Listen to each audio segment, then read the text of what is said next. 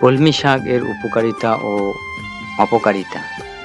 এটি অ্যান্টিঅক্সিডেন্ট হিসেবেও কাজ করে এবং শরীরের বিভিন্ন রোগ প্রতিরোধ করে।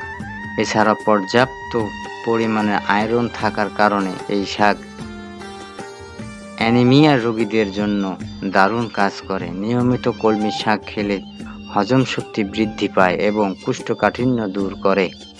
কলমি শাকের উপকারিতা হচ্ছে, এই শাক চোখের জন্য উপকারী, জ্বালা-পোড়া কমাতে সাহায্য করে, বুকের দুধ বৃদ্ধিতে সহায়তা করে, মাথা ব্যথা দূর করতে এই শাক কাজ করে, ক্যালসিয়ামের ঘাটতি পূরণ করতে সাহায্য করে, কোষ্ঠকাঠিন্য দূর করতে সাহায্য করে।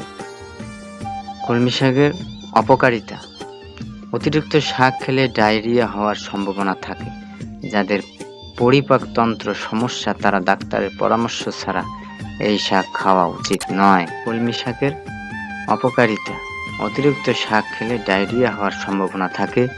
যাদের পরিপাকতন্ত্র সমস্যা তারা ডাক্তারের পরামর্শ ছাড়া এই শাক খাওয়া উচিত নয়। আগামীতে আরও কিছু জানব।